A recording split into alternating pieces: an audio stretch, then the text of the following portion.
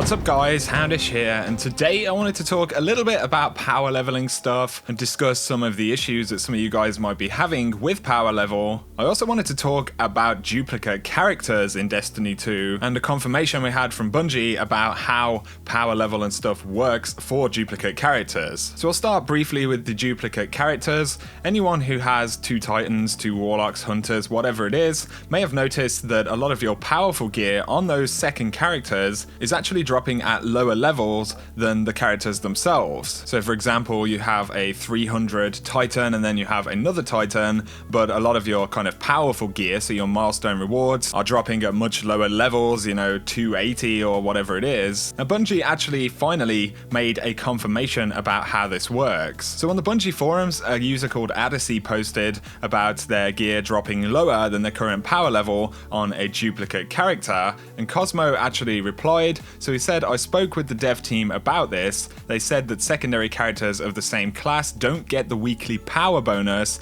They didn't want to force players to have 3 of the same class to create the optimal way to increase their power level." So when they talk about the weekly power bonuses, they're talking about powerful engrams essentially here. So your clan engrams, Crucible, Flashpoint, Nightfall and things like that. Those pieces of gear will actually drop at lower levels than the duplicate character's power level. And as Cosmo said, this is because Bungie don't want people to have, duplicate characters in order to try and power level. Of course, there will be a lot of people frustrated about this because Bungie didn't actually come out and say this, and then people have gone ahead and invested time on duplicate characters and everything like that. But there you have it. If you're wondering why your powerful gear on a duplicate character is really low, it's an intentional move by Bungie. Does that, however, mean that you should delete your duplicate characters? Well, that's really up to you. In terms of getting powerful gear, you will have plenty of issues, obviously. I can say though, from personal experience, I have 2 Titans,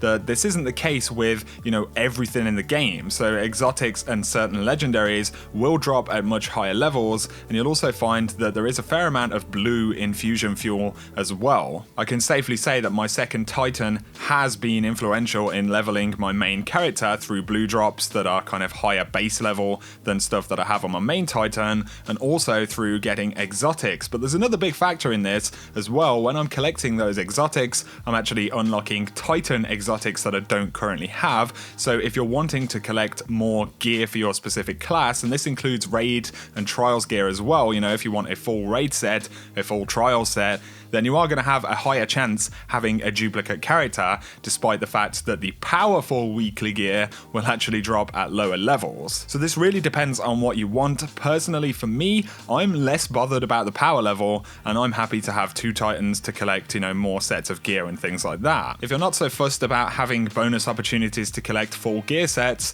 then definitely it's not worth having duplicate characters in Destiny 2, and I would go ahead and just have 3 or, 1 of each class or whatever other classes you want. But moving on from that, there are still a lot of folks asking questions about power level and why gear is dropping lower than their current character level. Now, some drops in Destiny 2 simply appear to be a little bit buggy. Occasionally, you'll get stuff that's just randomly, kind of very low level. But I'd say that 90% of the time, this can be explained by one thing, which quite a few people are still a bit confused about. So when you look at your character, you have a base power level and an actual power level. The reason this happens is because you can put mods onto pieces of gear, and mods will actually add +5 power level to a piece of gear. So on an exotic, for example, it will always drop with a legendary mod, and that adds +5 power to that piece of gear. So if it's a 300 exotic, it's going to say 305, but the base level of that exotic is actually 300. So right now I have my main Titan, which is max power level 305, but the Titan's base level is actually 300 because every piece of gear that I have is given +5 power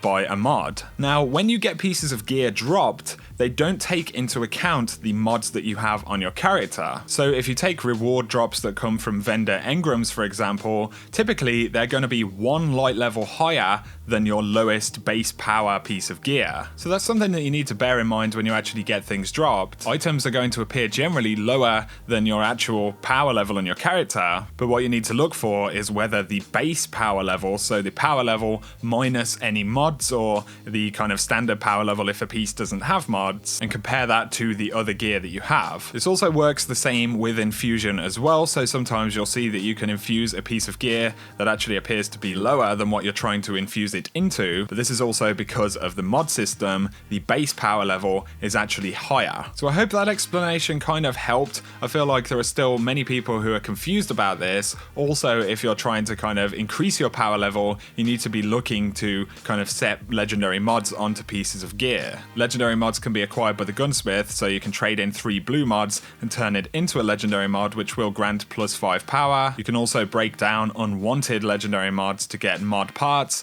which you can trade to the gunsmith to pick up armor or weapon mods. So I just wanted to clarify those things for you guys. If you have duplicate characters, you know what's going on with the power level now. If the base and actual power level was something that was confusing to you, then hopefully this video has helped with that as well. So if you have enjoyed the video, guys, a like is very much appreciated. If any of you have any tips or questions, drop them down in the comment section and we'll try and help each other out. If you're new to this channel though, be sure to hit subscribe to see a lot more Destiny 2 content going forward. But for now, I hope you guys have an awesome day.